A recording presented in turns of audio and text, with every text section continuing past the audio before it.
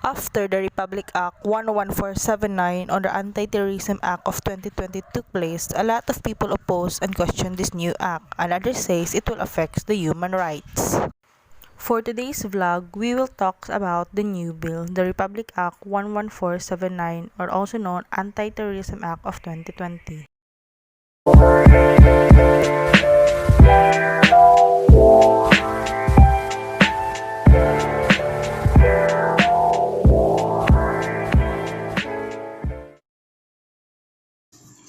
So today's vlog, we will talk about the Republic Act 11479. So what is this Republic Act 11479?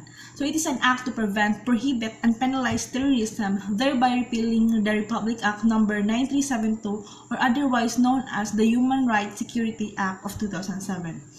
So in the short title of the Section 1, the Republic Act 11479 is also known as the Anti-Terrorism Act of 2020. So the purpose of this law is to protect life, liberty, and property from terrorism, to condemn terrorism and inimical, dangerous to the national security of the country and to the welfare of the people. And lastly is to make the terrorism a crime against Filipino people, against humanity, and against the law of the nation.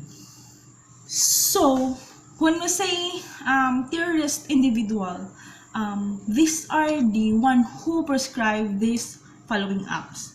So first was the terrorism, threat to commit terrorism, planning, training, reforming, and facilitating the commission of terrorism, conspiracy to commit terrorism, proposal to commit a terrorism, inciting to commit a terrorism, recruitment and membership in a terrorist organization, foreign terrorists, and lastly, providing material support to terrorists. So if you didn't do this act, then you are not considered a terrorist individual.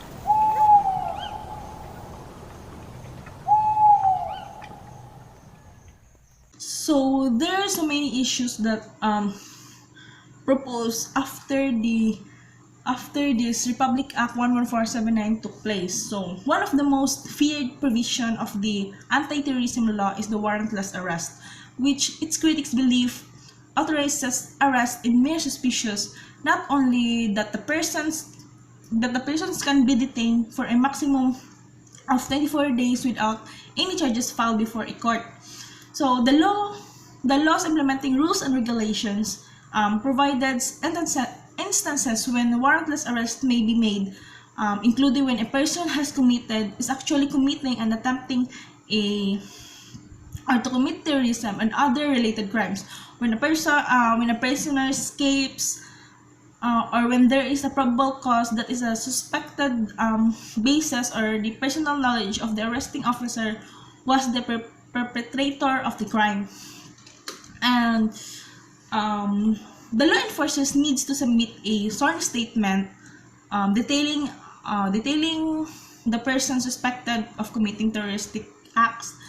This is a requirement before the Anti-Terrorism Council issues a warrant authorities to detain a person up to 24 days. So, we, as a Filipino citizens, need to read and understand comprehensively before we react to the new law. Other than that, in order for us to be knowledgeable about this said law. So another is, many people said that activist is not a terrorist, like that. So these are the acts that not considered as a terrorism. The advocacy, protest, dissent, stoppage of work, industrial of mass action, creative, artistic, and cultural expression, and other similar exercises of a civil and political rights. So, as long as they are not intended to cause a death or physical harm, and danger of person's life and other, or create a serious risk to the public, they are not considered as a terrorism. And lastly, as what I saw in the interview of Senator Bato de la Rosa, to sum up this law, he says that if you are a law-abiding citizens and you don't want a terrorism to be affected, and this bill will be designated to the law and you will be rejoiced. But if you are a terrorist or a supporter of a terrorist group or organization, then you should afraid to this law. And that should be all. Thank you. Stay safe, Godbless, stay hydrated.